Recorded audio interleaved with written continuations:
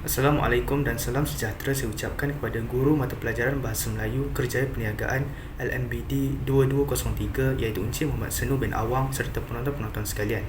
Nama saya Zul Aizat bin Zuharudi dengan nombor metrik 2010241. Dalam video ini saya akan mengulas mengenai konsep pemasaran campuran bagi sebuah reruai yang bernama Konidor Abang Laser. Para penonton yang dikasihi, izinkan saya untuk menyampaikan serangkap pantun yang berbunyi: di taman ada kumbang, di sungai ada buaya. Jangan ragu, jangan bimbang. Ini kedai, boleh percaya. Sebelum memulakan ulasan, terlebih dahulu saya ingin berkongsi sedikit sebanyak mengenai latar belakang reruai ini.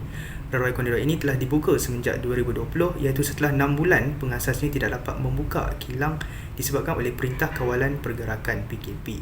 Untuk mengetahui semua, Konidor berasal dari perkataan bahasa Inggeris iaitu Conidog, manakala nama Abang Laser diguna pakai kerana ramai orang yang memanggilnya Abang Laser tak kala beliau terlibat dengan perniagaan laser iaitu laser cut sebelum memulakan reruai Konidor ini. Seterusnya, reruai ini beroperasi dari jam 8 pagi sehingga 1 tengah hari pada setiap hari Sabtu dan Ahad sahaja. Sekarang, kita beralih kepada P yang pertama dalam pemasaran campuran iaitu produk. Terdapat dua jenis roti yang dijual iaitu roti biasa serta roti hitam yang diperbuat daripada arang buluh yang diimport dari Jepun. Roti kukus ini mampu bertahan selama 12 jam. Untuk sausage pula, terdapat 3 variasi iaitu ayam, daging dan kambing. Penjual menggunakan sausage berjenama Ramli iaitu sebuah jenama tempatan. Untuk hiasan atas, ketulan-ketulan ayam, daging dan kambing telah dicampurkan dengan rempah ratus dan herba untuk meningkatkan rasa hidangan tersebut sebelum ditaburkan dengan daun ketumbar untuk menaikkan aromanya. Dari segi pembungkusan, cardboard yang digunakan untuk membungkus roti sausage hitam adalah bersesuaian dan menggunakan bahan yang selamat. Ia juga mudah dipegang, dibuka, ditutup dan boleh digital semula. Setiap barang dijual pasti ada harganya, maka kita fokus pula kepada P yang kedua iaitu price, harga. Untuk mendapatkan roti biasa, harga bagi variasi ayam ataupun daging ialah sebanyak RM6, manakala bagi kambing ia adalah RM10. Untuk mendapatkan roti hitam, pelanggan-pelanggan perlu menambahkan sebanyak RM3. P yang ketiga ialah people, orang. Pekerja yang ditugaskan untuk mengutip pesanan daripada pelanggan merupakan seorang yang beramah, sopan dan tidak loket dengan senyuman. Sikap beliau bukan sahaja dapat menarik perhatian pelanggan tetapi juga mampu mendapatkan kepercayaan dan keyakinan mereka supaya membeli produk yang ditawarkan. Pelanggan yang telah membuat pembelian bukan sahaja akan membuat pembelian berulang dan menjadi pelanggan yang setia, malahan mereka akan menyampaikan maklumat tersebut kepada rakan dan kenalan mereka. Oleh itu, gabungan pekerja yang baik dan pelanggan yang berpuas hati akan membantu reruai ini untuk mengembangkan perniagaan dan menjana keuntungan. P yang keempat ialah proses dan ia boleh dibahagikan kepada dua bahagian iaitu yang pertama, proses penyediaan makanan.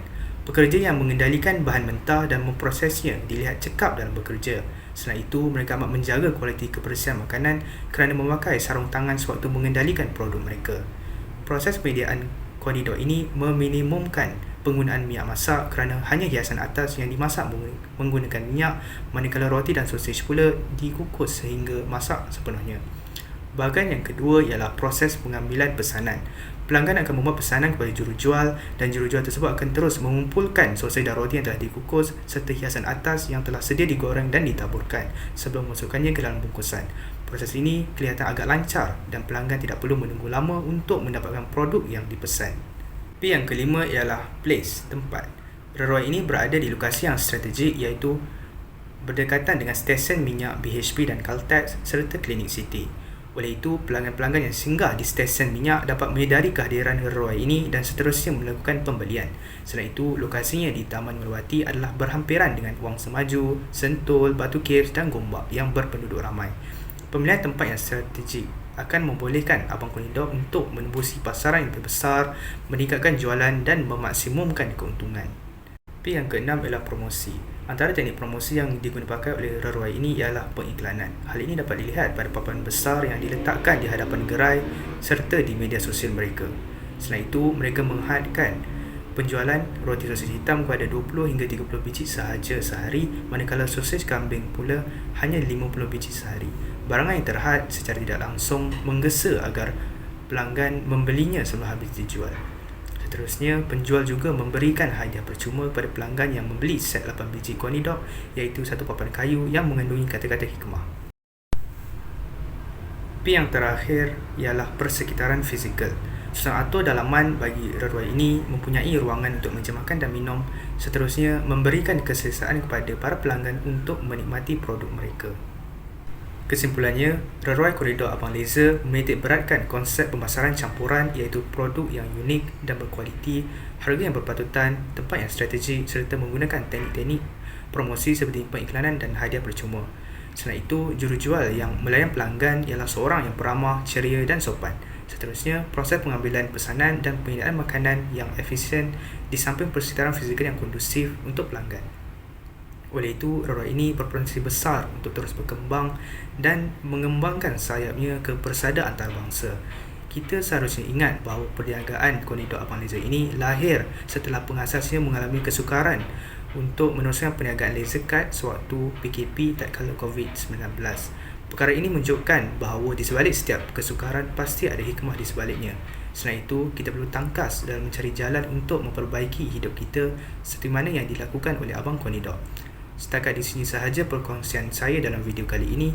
Terima kasih atas perhatian yang telah diberikan.